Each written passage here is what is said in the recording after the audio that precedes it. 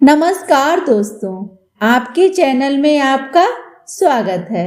आज हम आपको सुनाने जा रहे हैं सकट चौथ व्रत कथा। अगर आपको कथा पसंद आए तो वीडियो को लाइक करें। चैनल पर नए हैं तो चैनल को सब्सक्राइब जरूर करें। अब सुनिए कथा। एक बार एक बुढ़िया और उसका बेटा था। बेटा जो था वो गांव के लोगों के पशु चरा कर लाता था। इससे उसे जो पैसे मिलते थे उससे बुढ़िया और बुढ़िया के बेटे का गुजारा होता था। बुढ़िया का बेटा सुबह गाय भैंसों को चराने के लिए ले जाता और शाम को चरा कर ले आता था। इसी तरह से माँ बेटे के दिन कट रहे थे।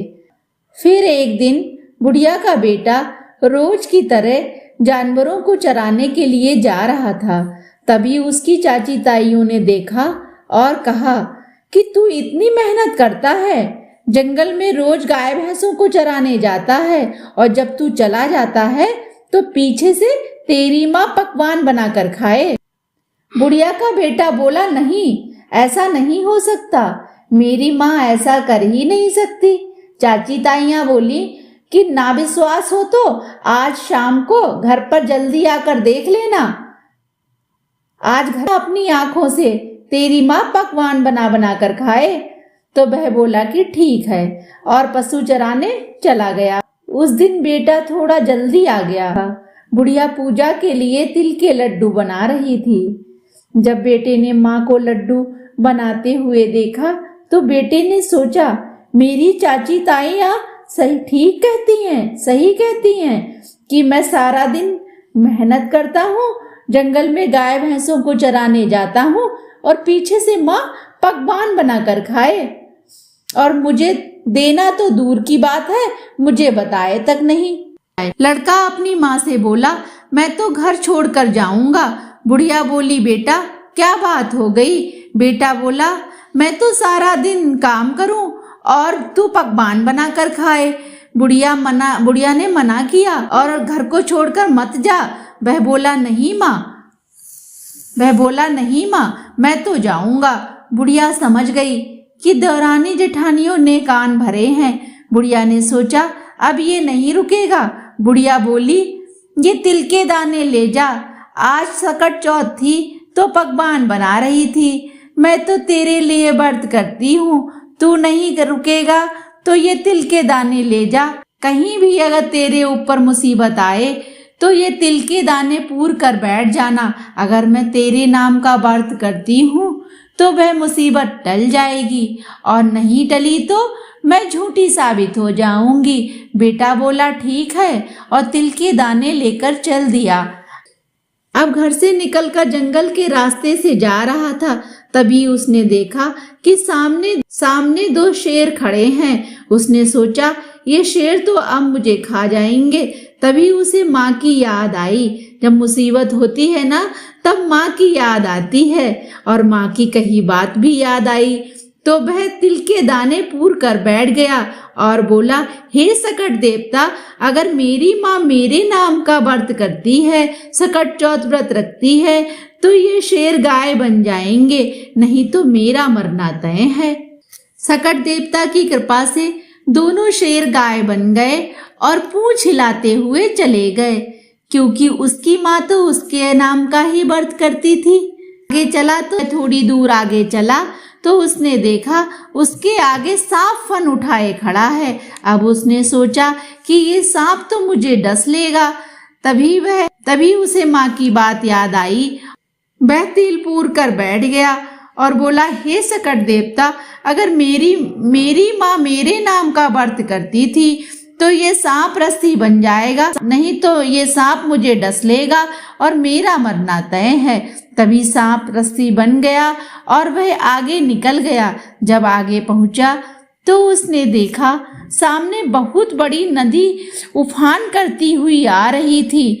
तभी उसने सोचा, यदि मैं नदी पार करूंगा तो डूब कर मर जाऊंगा और अगर नहीं पार करूंगा तो जंगल के जानवर मुझे खा जाएंगे, मेरा मरना तो तय है। फिर माँ की याद आई, माँ की बात कही हुई याद आई और याद आते ही तिल पूर कर बैठ गया और बोला, हे सकट देवता, अगर मेरी माँ मेरे नाम का व्रत करती थी तो ये नदी जो है 2 भागों में बट जाए, बीच में से रास्ता बन जाएगा और मैं निकल जाऊंगा, नहीं तो मेरा मरना तय है।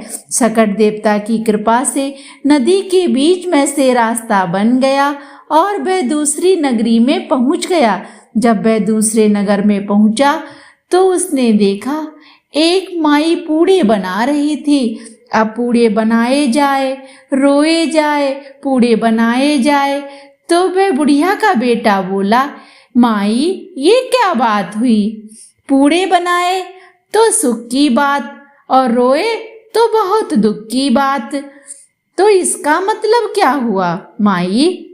बुढ़िया माई बोली कि पूड़े इसलिए बनाऊं कि मेरे बेटे की जिंदगी का आज आखिरी दिन है, इसे कुछ अच्छा खिला दूं, और रोऊं इसलिए कि इस नगर में हर छठे महीने आव पकता है। उस आव में हर घर से एक आदमी उस आव में बैठाया जाता है और आज उस आव में बैठने की बारी मेरे घर यानी मेरे बेटे की बारी है, इसीलिए रो मेरे बेटा।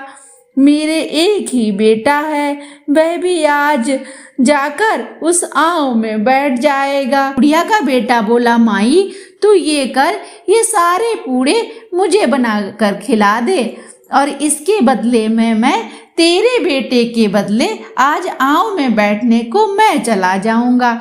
तो माई बोली, पूड़े तो चाहे लाला तू सब खा ले, पर बेटा किसी की आई में कोई थोड़ी जाए है।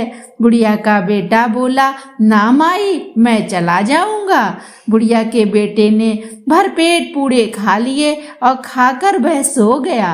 रात को राजा के सिपाही आए माई के बेटे को लेने। अब माई क्या करे? बुढ़िया का बेटा तो सो रहा था, तो माई कभी कुंडी खटकाए, कभी दरवाजा खटखटाए, कभी बर्तन बजाए, बिराने पूत को कैसे जगाए।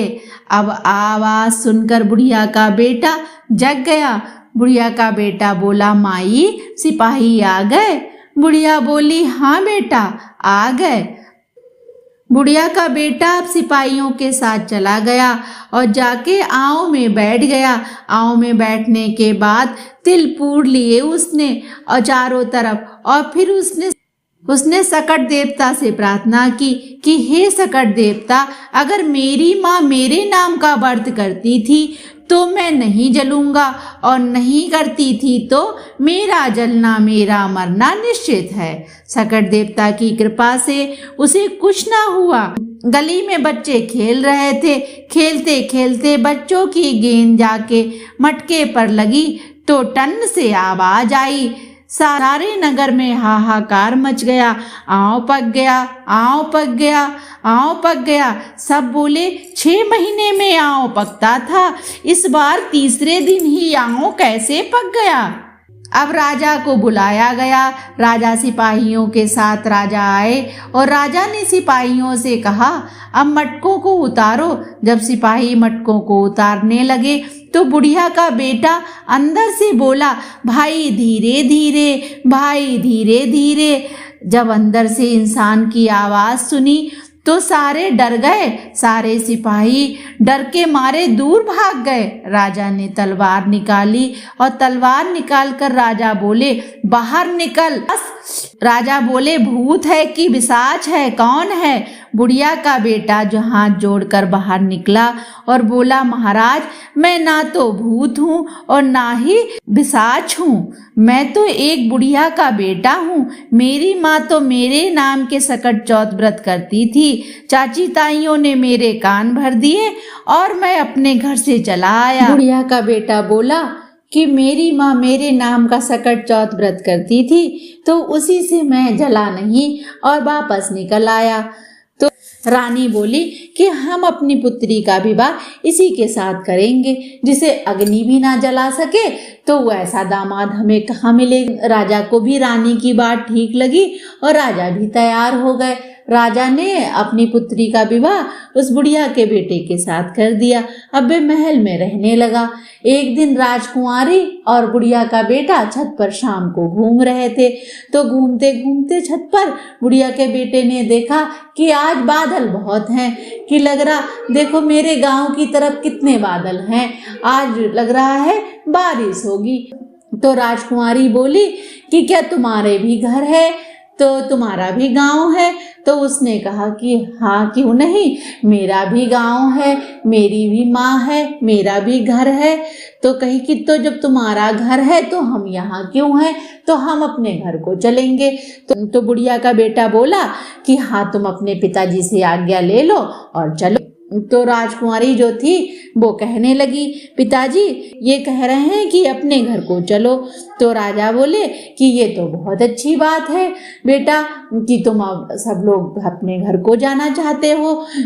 दूर जमाई लाख जमाई, पास जमाई खाक जमाई, तो अच्छी बात है, जाना चाहिए। राजा ने सिपाहियों के साथ अपनी पुत्री और उस बुढ़िया के लड़के को भेज दिया और बहुत सारा धन भी दिया। वह लोग चले गए। जब वह गांव को पहुंचने वाले थे, गांव के बाहर पहुंच गए, तो बुढ़िया का बेटा बोला कि सिपाहियों जाओ पहले मेरी माँ को बता दो कि मैं आ गया हूँ।